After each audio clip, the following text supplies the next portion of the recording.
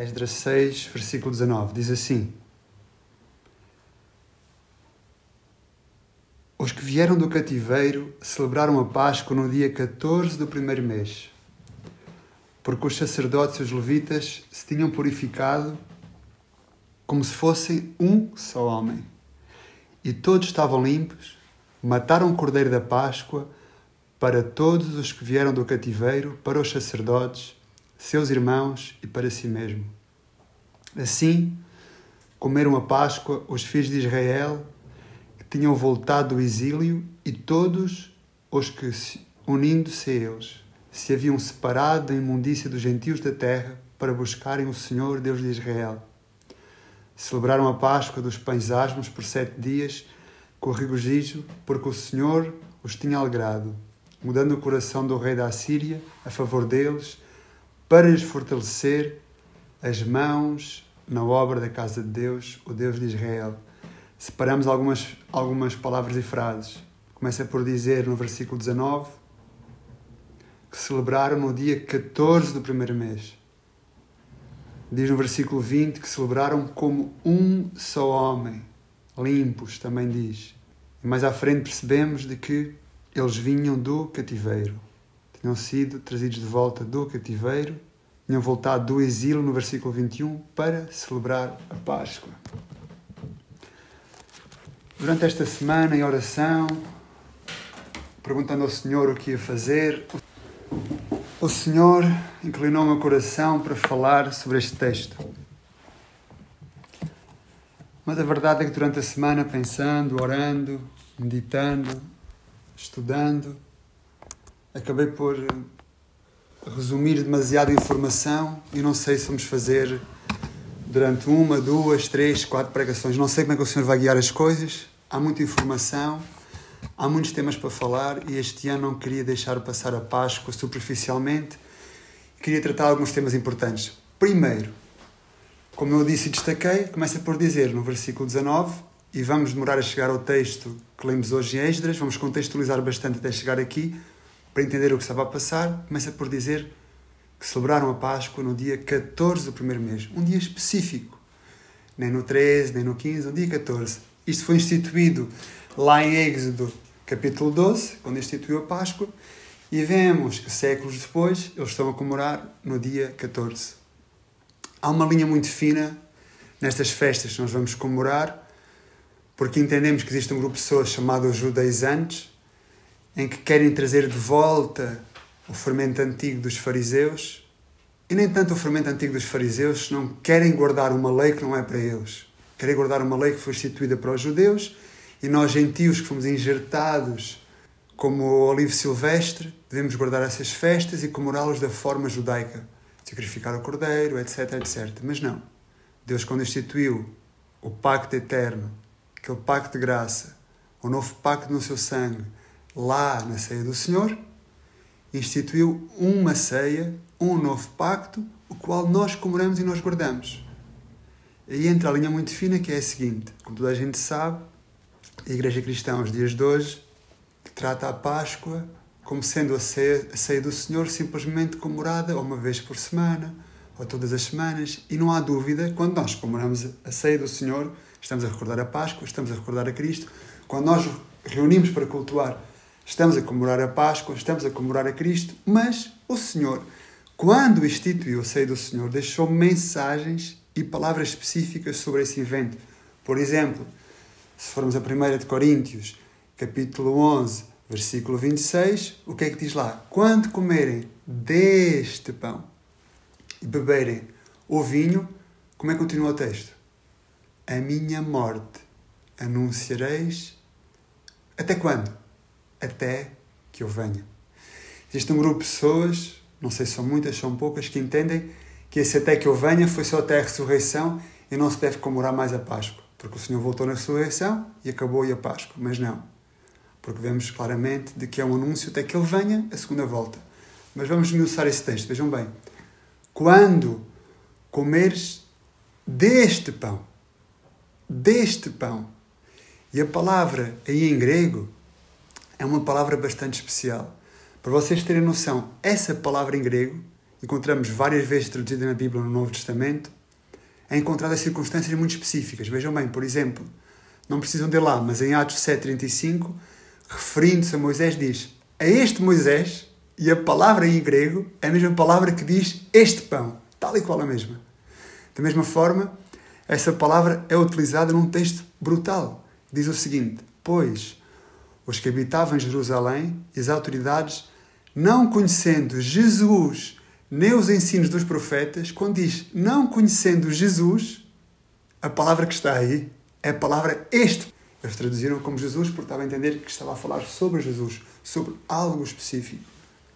É traduzido noutros termos, como por exemplo, quis Paulo que ele fosse em sua companhia. Aponta para alguém específico, aponta para uma pessoa específica, algumas vezes traduzida esta palavra. Então, quando lemos esse texto no original em grego, 1 Coríntios 11, e fala sobre este pão, aquele pão que Jesus está a anunciar, assim podemos entender, mas é o pão da ceia do Senhor. Sim, é o pão da ceia do Senhor, mas havia um pão específico naquela data, que era o pão sem levadura, que era o pão sem fermento.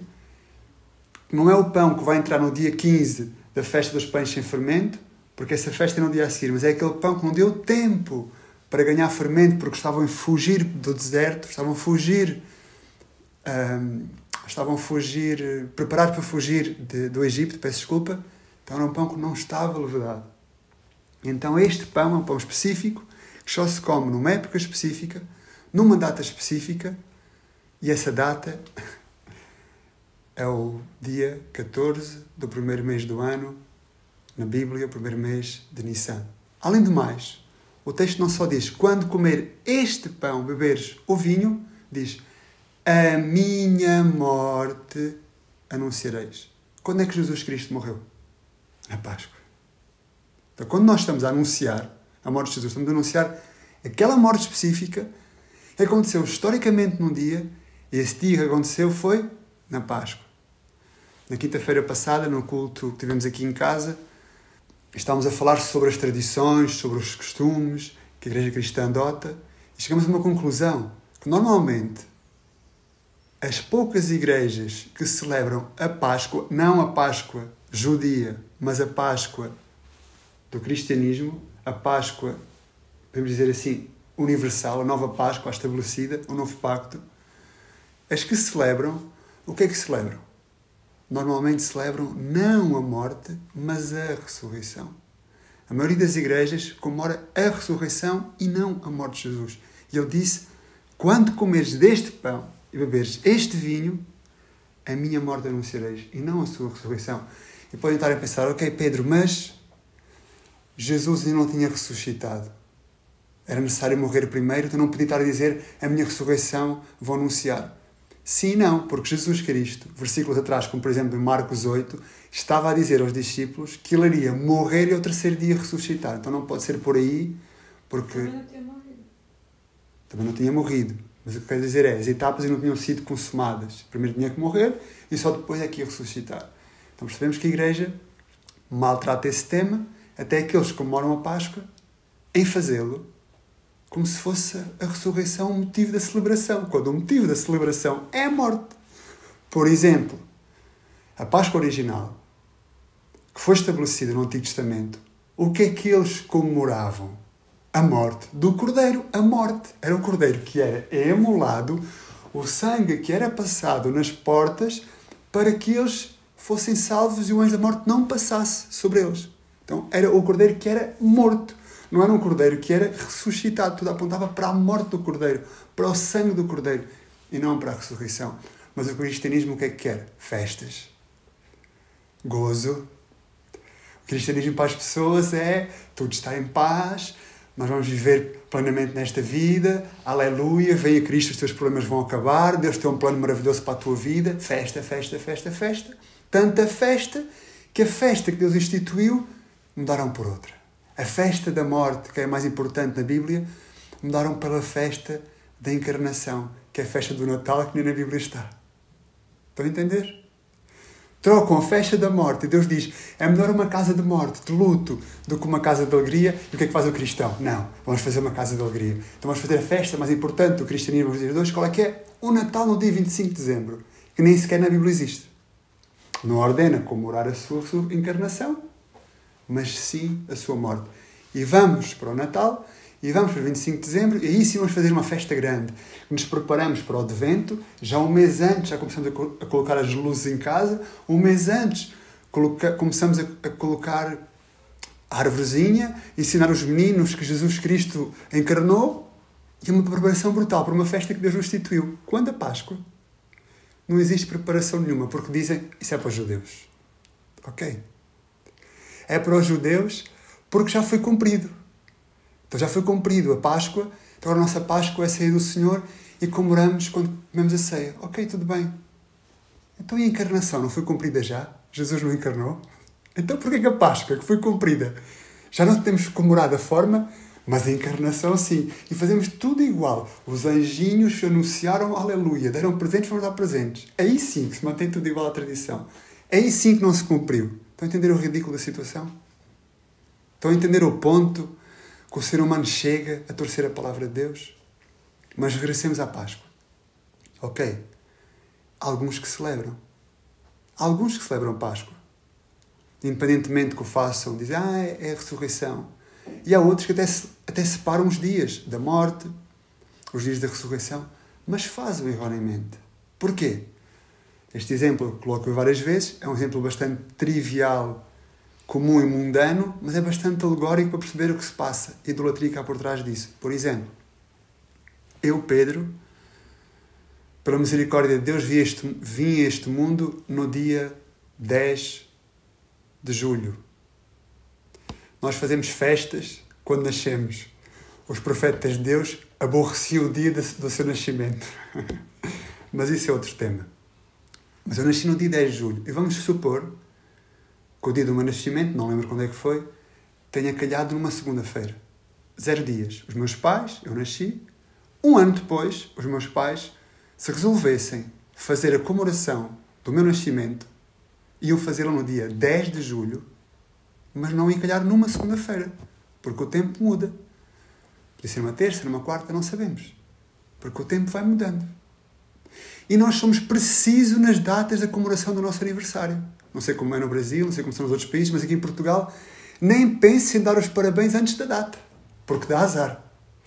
Temos que comemorar no dia certo, e eu lembro quando era criança, a minha mãe só me dava os parabéns depois, salvo erro, das 11 da manhã, porque eu só nasci depois das 11 da manhã. Específicos e precisos. Estão a entender? Mas agora aproximamos da Páscoa. Uma festa tão benéfica para nós, que Deus estabeleceu, que Deus colocou, e fazemos todos os anos, sexta, sábado e domingo.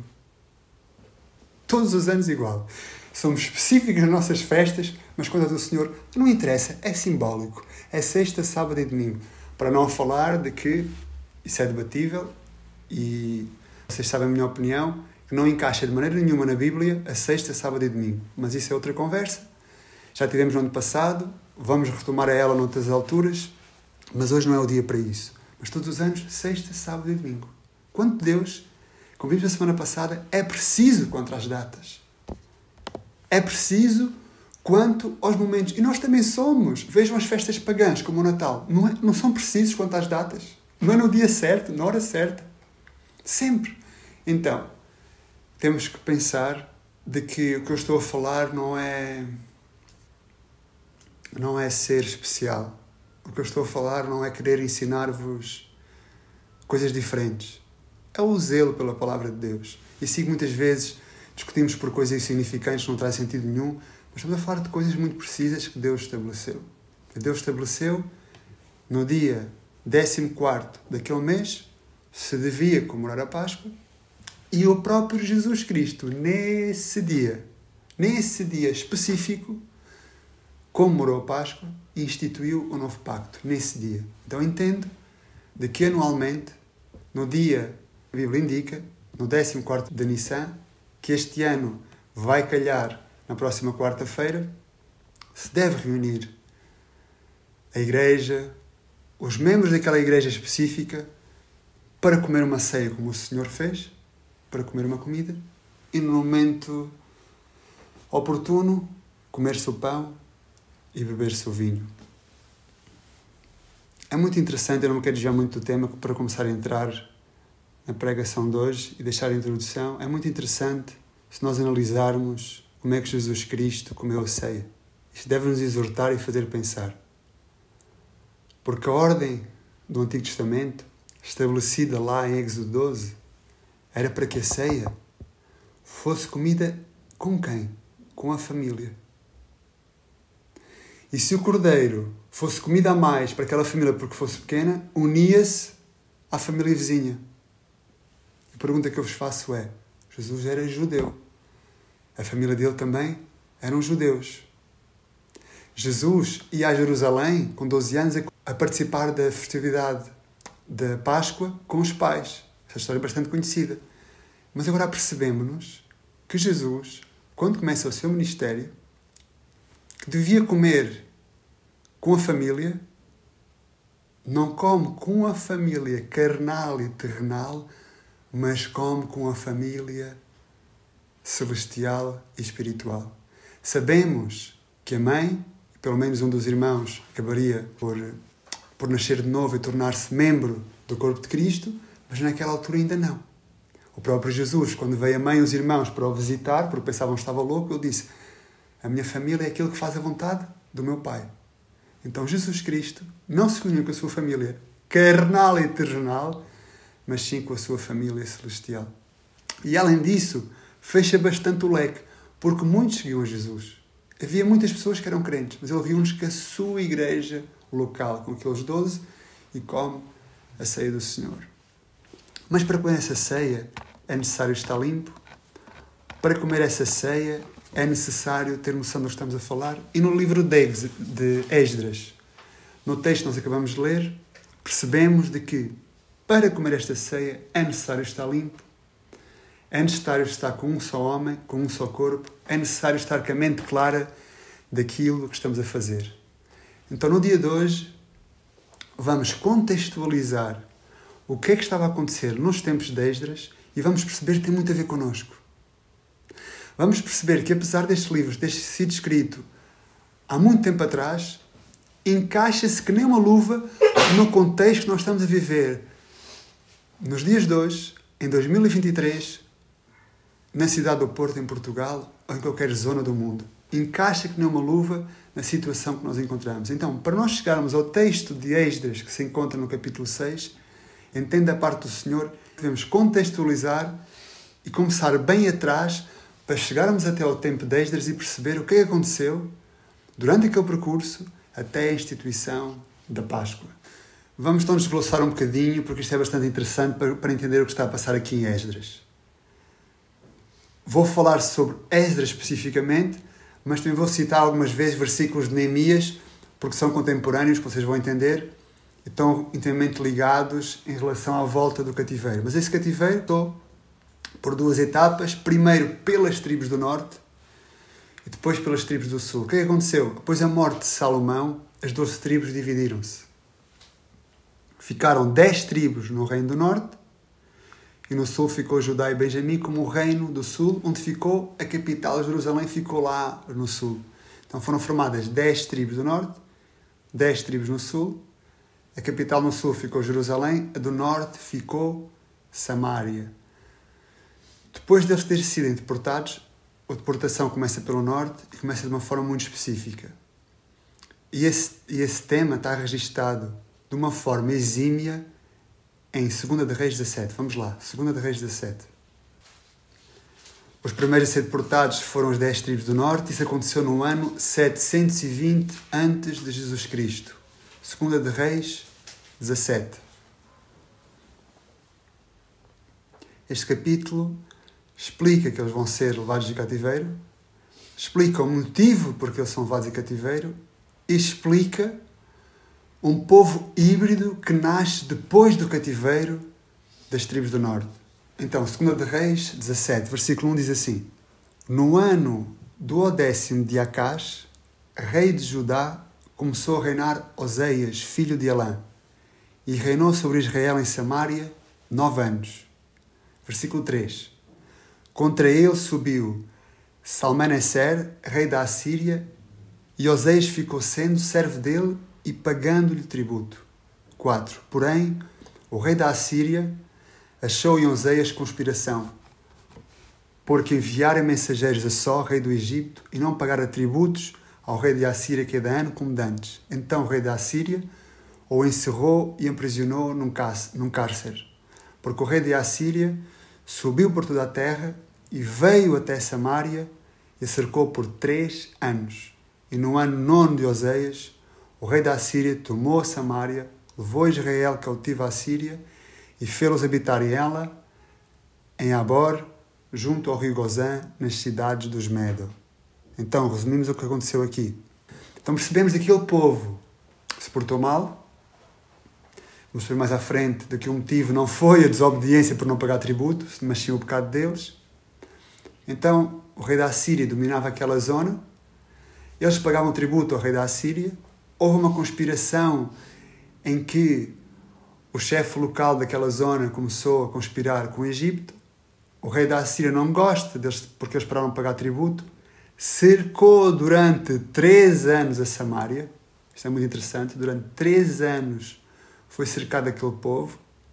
Durante 3 anos não podiam sair para abastecer-se. Durante 3 anos que não podiam ir buscar o sustento. E passado 3 anos, o rei da Assíria tomou a Samaria, ou seja, ficou rei daquela zona e depois disso levou o povo em cativeiro para essas zonas nombradas.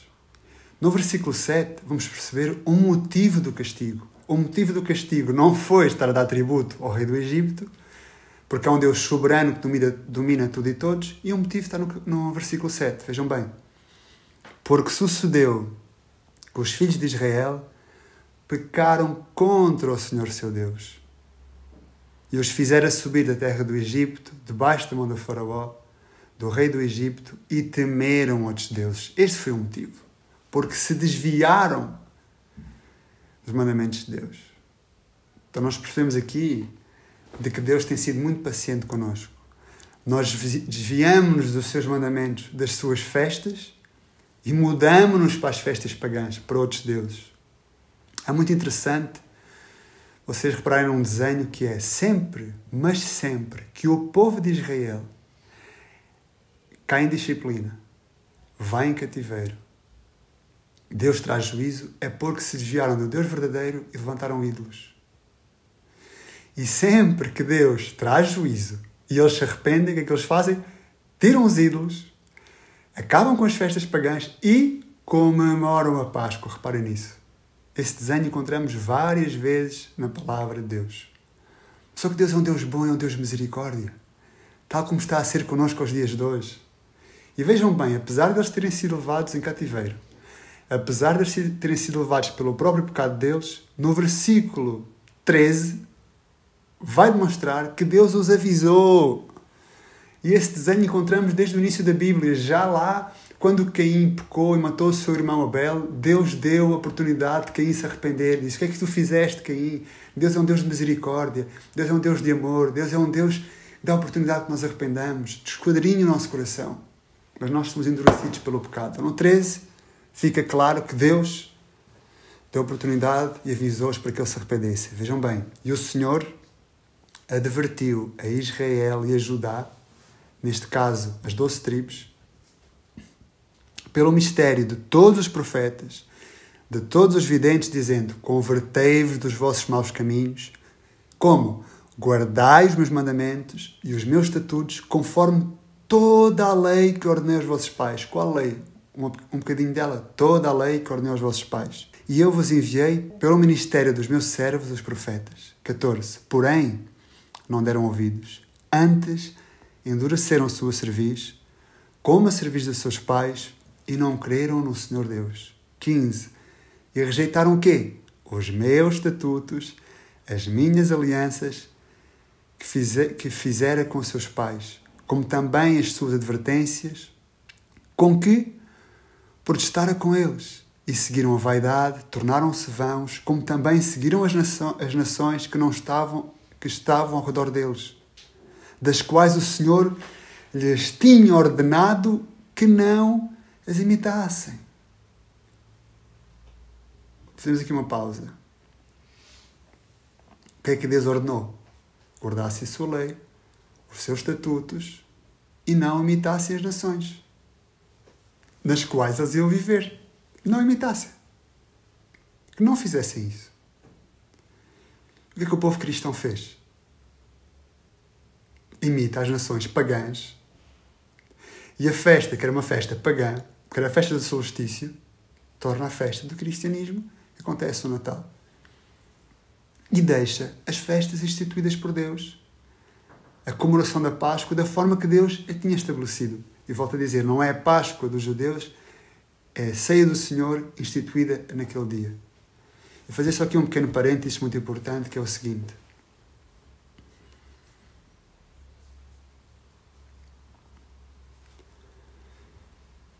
Nós, quando nos aproximamos nas festas de Natal, eu falo por mim,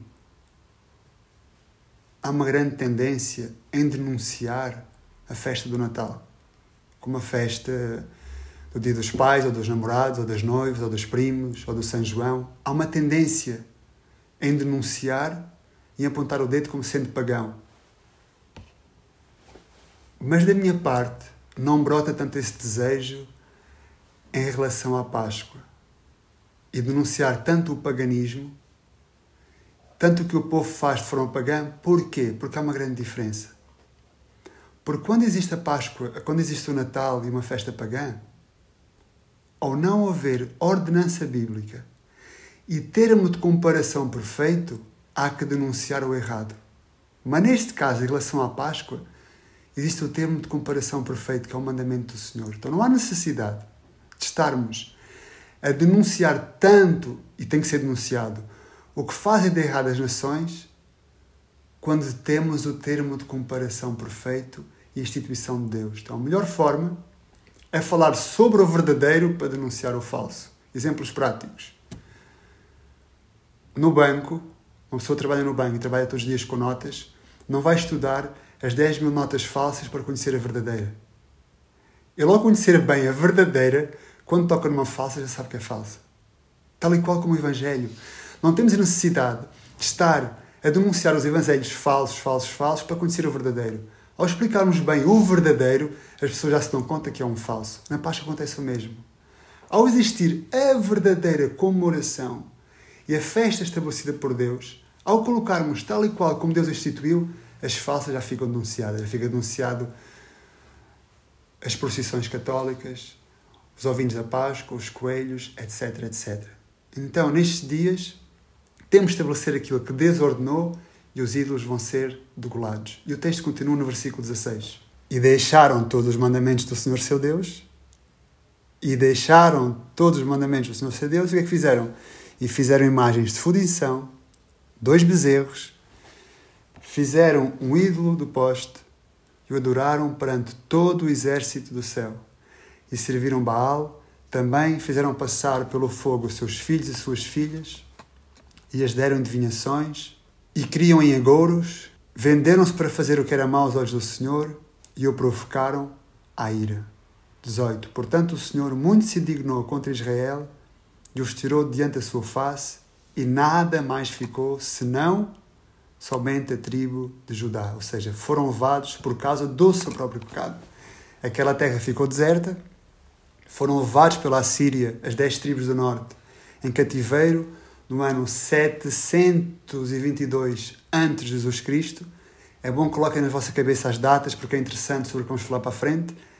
Mais ou menos no 722 a.C. Jesus Cristo, levadas as tribos do norte, aquelas terras ficam vazias, e agora, em 2 de Reis, no capítulo 17, no versículo 24 até o 41, vamos encontrar uma história muito interessante que nos vai dar para entender o nascimento de um povo que aparece registrado no livro de Esdras, no capítulo 4, como sendo opositores da construção do templo. Então, do versículo 24 até o versículo 41, vamos encontrar uma história muito boa. Podes ler, amada, se faz favor? E o rei da Síria trouxe gente de Babel, e de Cuta, e de Ava, e de Amate, e de Sepavaim, e a fez habitar nas cidades de Samaria. em lugar dos filhos de Israel. E tomaram a Samaria em herança e habitaram nas suas cidades. E sucedeu que no princípio da sua habitação ali não temeram ao Senhor. E mandou o Senhor entre eles leões que mataram alguns deles. Pelo que falaram ao rei da Síria, dizendo: a gente que transportaste e a fizeste habitar nas cidades de Samaria não sabe o costume do Deus da terra, pelo que mandou leões entre ela, e eis que a matam, porquanto não sabe o culto do Deus da terra. Então o rei da Síria mandou dizer: levai ali um dos sacerdotes que transportaste de lá, que ele vá e habite lá e lhes ensine o costume do Deus da terra. Veio, pois, um dos sacerdotes que transportaram de Samaria e habitou em Betel, e lhes ensinou como deviam temer ao Senhor. Porém, cada nação fez os seus deuses e os puseram nas casas dos altos que os samaritanos fizeram, cada nação nas suas cidades nas quais habitavam. E os de Betel fizeram Sucote, Benote, e os de Cuta fizeram Nergal, e os de Amate fizeram acima. E os aveus fizeram Nibás e Tartaque, e os Sefavitas queimavam seus filhos no fogo, a Adrameleque e a Anameleque, deuses de Sefavaim. Assim temiam ao Senhor, e dos mais baixos se fizeram sacerdotes dos lugares altos, os quais exerciam o ministério das casas dos lugares altos. Assim ao Senhor temiam, e também a seus deuses serviam, segundo o costume das nações dentre os quais tinham sido transportados. Até o dia de hoje fazem segundo os primeiros costumes. Não temem ao Senhor, nem fazem segundo seus estatutos, e segundo as suas ordenanças, e segundo a lei, e segundo o mandamento que o Senhor ordenou aos filhos de Jacó, a quem deu o nome de Israel. Contudo, o Senhor tinha feito um concerto com eles, e lhes ordenara, dizendo: não temereis a outros deuses, nem vos inclinareis diante deles, nem os servireis, nem lhes sacrificareis.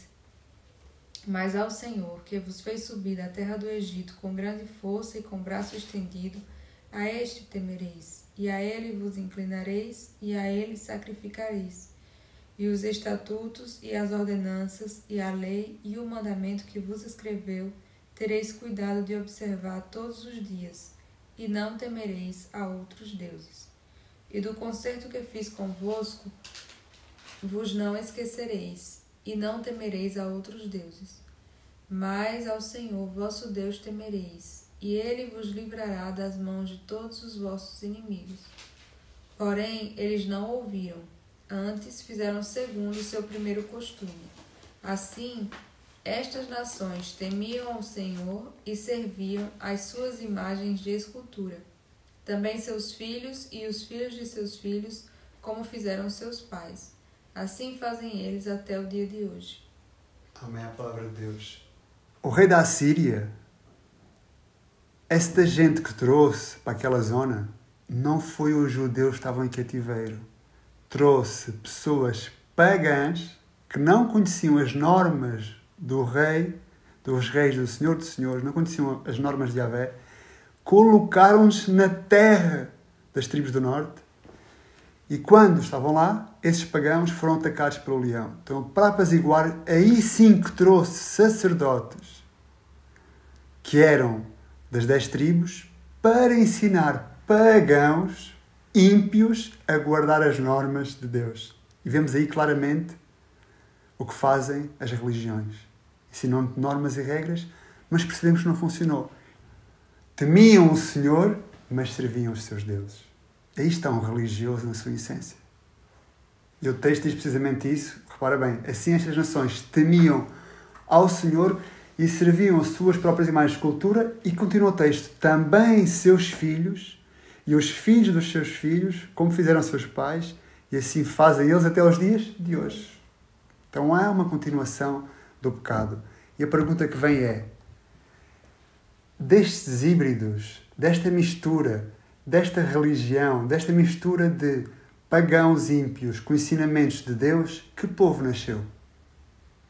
Samaritano. Os samaritanos. E quem são os samaritanos? Os samaritanos foi aquele povo que se tornaram adversários do povo de Deus, que os vamos encontrar no texto de Esdras. Guardem os samaritanos na mente, porque mais à frente vamos encontrá-los nos textos de Esdras. E estamos aqui a falar do ano 722 a.C. Esdras aconteceu por volta do ano 400 e algo antes de Jesus Cristo. Então, durante esse tempo foi formado um povo que mais tarde vemos que foi um povo que teve inimistado com o povo de Deus durante anos. Nem encontramos essa analogia, que eles não estavam bem. Nem encontramos na Bíblia. Que eles estavam inimigos, peço desculpa. João 4. Em João 4, Jesus para na zona da Samária, no Poço de Jacó, e vem a samaritana. Não era só samaritana porque vivia na zona da Samária, era uma samaritana porque praticava os costumes dos samaritanos. E diz-lhe que não tinham de beber Jesus, porque os samaritanos e os judeus nem sequer um copo podiam dividir entre eles. Não se davam. Por isso, Jesus não tinha copo, não tinham de beber. É uma conversa muito interessante que a samaritana diz a Jesus: nós adoramos neste monte, e vocês dizem que é em Jerusalém. E Jesus diz: meu Pai procura adoradores em espírito e em verdade. Porquê? Porque os samaritanos adoravam num monte chamado Monte Gezirim, que foi um monte levantado para que o povo, quando foi separado em dois reis, Roboão, que era o rei do sul, que era o filho de Salomão, e Jeroboão, são muito parecidos os nomes, mas são duas pessoas diferentes, que era o rei das tribos do norte, que separaram-se porque Roboão endureceu o jugo a serviço sobre o povo, e eles separaram-se numa rebelião, dividiram-se as tribos, e em Gezirim começaram a levantar altares, montes. Em Gezirim estabeleceu-se a capital desta Samária, deste povo dos samaritanos, não fosse em Jerusalém sacrificar. Criaram sacerdotes, criaram sumos sacerdotes que nem sequer eram da tribo de Levi, cometeram atrocidades, até levantaram um 11º mandamento. Até a lei do Senhor mudaram. Os samaritanos, na sua essência, só leiam o Pentateuco, não leiam os demais livros, mas acrescentaram até um mandamento, os 10 mandamentos, e esse mandamento foi que Deus tinha mandado levantar um altar no monte Gezirim. Tal e qual como o catolicismo. Vocês vão ver, o catolicismo alterou mandamentos. São parecidos, mas não são iguais. Coloca o mandamento do domingo ali, que não está na lei do Senhor. Que os cristãos, entre aspas, aos cristãos, porque há cristãos que o guardam muito felizes, sendo que entendem que é uma atrocidade. Então fiquem com os samaritanos. Os samaritanos nasceram desta mistura e nasce um híbrido. Nasce uma pessoa que nem é crente, nem deixa de ser crente. Tiveram inimistades com Deus. É verdade que Deus trouxe uma lufada de ar fresco, Jesus Cristo, melhor dito, no Novo Testamento sobre os samaritanos, mas há consequências brutais a misturar a verdade com a palavra. E vamos ver mais à frente, quando chegarmos novamente a Esdras, o que é que aconteceu com estes samaritanos. Então fechamos aqui o cativeiro do norte, já percebemos a história.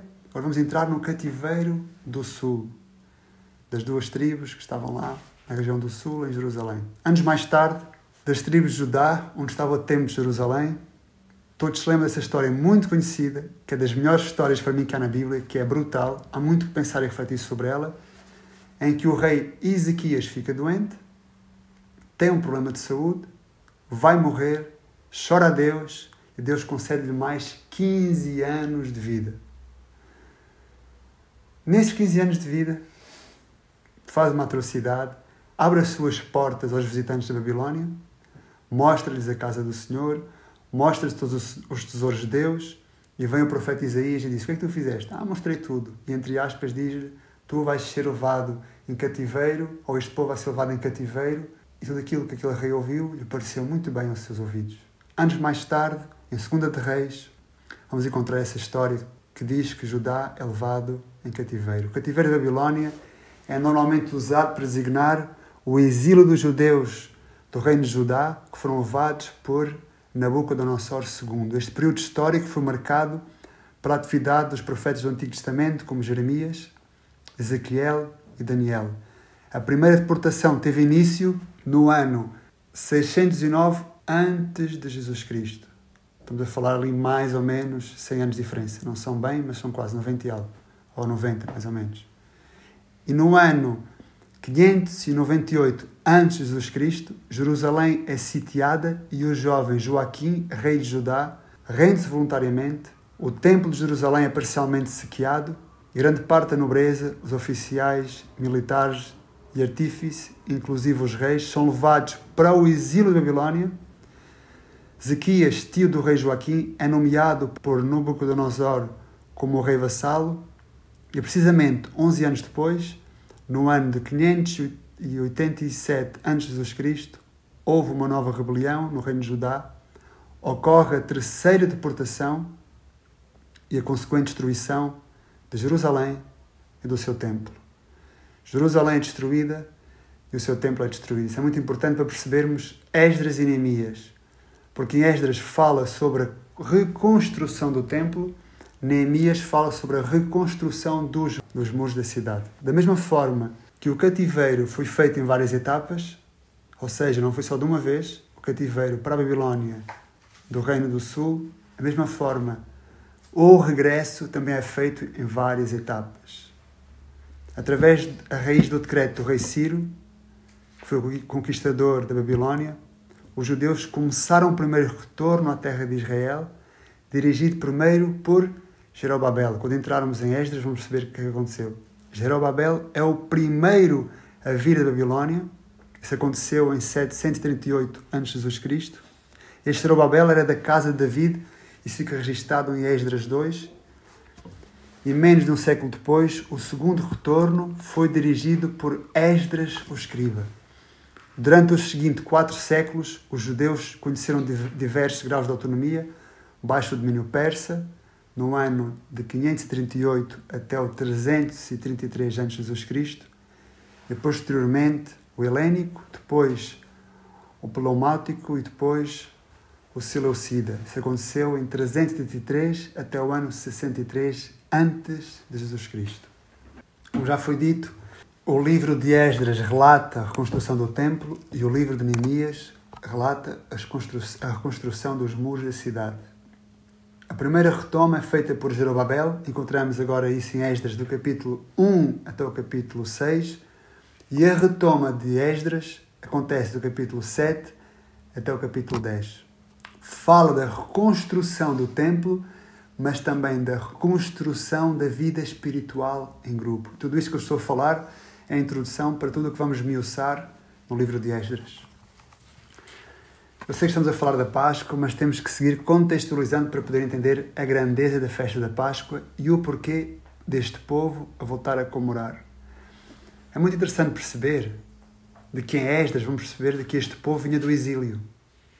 A tribo do norte tinha sido exilada, na Assíria voltou, misturada e nasce os assírios. Também é verdade que nessa altura muitos judeus verdadeiros fugiram e começou uma dispersão pelo mundo.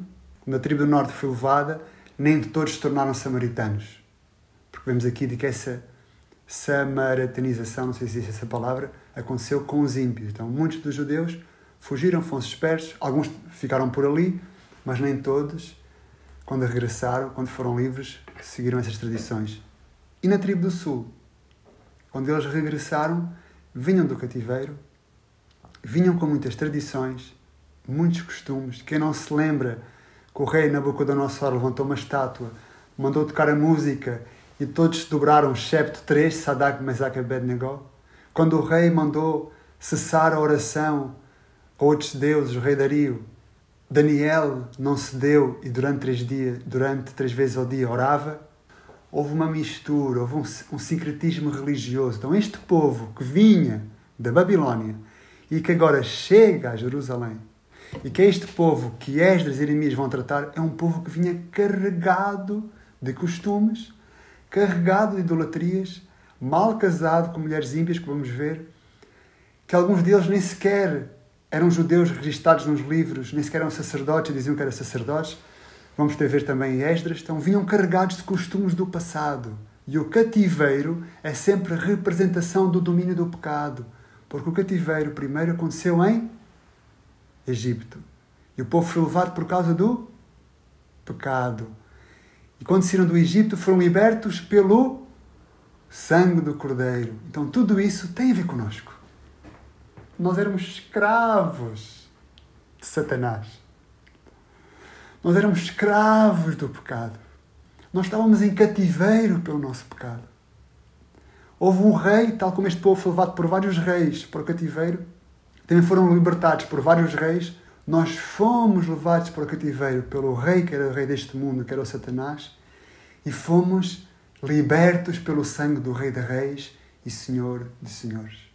Mas quando nós estávamos em cativeiro, presos, acorrentados, quando fomos livres, trouxemos muitas tradições, muitos costumes. Basta ver e recordarmos quando nascemos de novo, basta ver o novo nascido, no início há muita confusão, muita mistura. Muito espírito samaritano, adora a Deus, mas faça estas coisas. Será que posso fazer isto? Será que posso fazer aquilo? Sempre encontrar brechas no muro para poder fugir. Então trazemos muitos costumes do passado. Então temos que nos agarrar à palavra de Deus. Temos que nos agarrar à lei do Senhor, debaixo da graça do Evangelho, para nos limparmos, para nos purificarmos e para começarmos a conhecer essa verdadeira liberdade que nos faz livres, como anunciou Jesus Cristo aos judeus em João 8. Então esta história tem tudo a ver connosco. Tem tudo a ver com quem nós éramos, com quem nós somos agora. E o porquê de comemorarmos a Páscoa bíblica verdadeira? Porque foi esse sangue que nos deu a verdadeira liberdade. Quando nós na Páscoa comemoramos, gozamos no Evangelho de Jesus Cristo e naquilo que Ele fez por nós, porque éramos escravos e agora somos livres. Há coisas por dizer. Vamos começar a entrar no livro de Esdras. Vamos começar